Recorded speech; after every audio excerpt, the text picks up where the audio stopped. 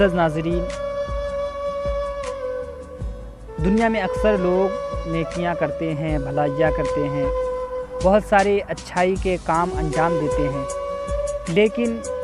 لوگ نیکی کے جو کام کرتے ہیں یا بھلائی کے کام جو کرتے ہیں، لیکن ان کو پتہ نہیں ہے کہ اس میں خلوص ہونا بھی ضروری ہے۔ اگر انسان کوئی نیکی کا کام کرتا ہے تو اس میں اچھی نیت ہونا ضروری ہے۔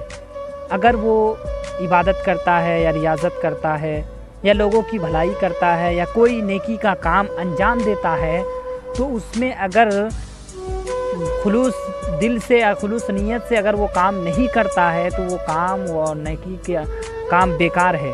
لغو ہے۔ کیونکہ انسان کو چاہیے، کیونکہ اللہ سبحانہ وتعالیٰ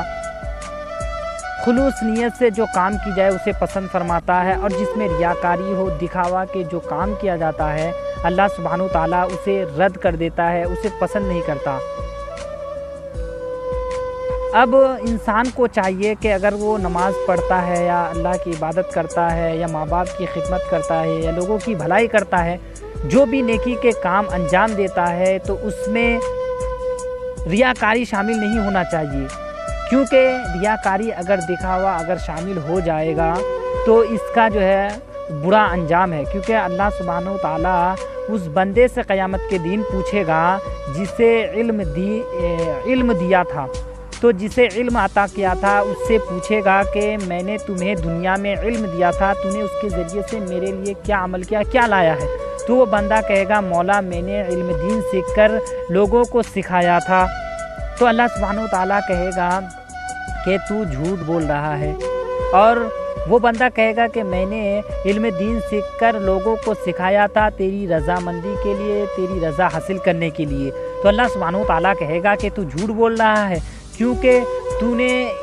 تو علم سیکھا اور لوگوں کو اس غرض سے سکھا رہا تھا کہ لوگ تجھے عالم کہے، تو لوگوں نے دنیا میں تجھے عالم کہہ دیا ہے، اب تیرا یہاں کوئی اجر و ثواب نہیں ہے۔ تو اللہ سبحانہ وتعالیٰ فرشتوں کو حکم دے گا کہ اسے جہنم میں پھینک دو، تو اسے جہنم میں پھینک دیا جائے گا۔ پھر اس بندے سے اللہ سبحانہ وتعالیٰ پوچھے گا جسے دنیا میں کثیر مال و دولت عطا کیا تھا، تو وہ بندہ سے اللہ سبحانہ وتعالیٰ اس بندے سے اللہ سبحانہ وتعالیٰ پوچھے گا کہ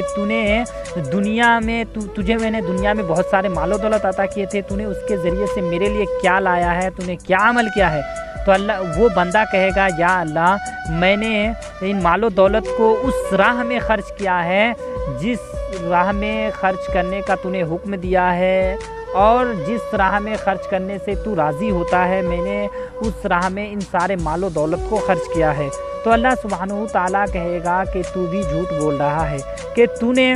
ان مال و دولت کو لوگوں پر اس لیے خرچ کیا تھا تاکہ لوگ تجھے سخی کہے، تو دنیا میں تجھے سخی لوگوں نے کہا ہے، تو اب تجھے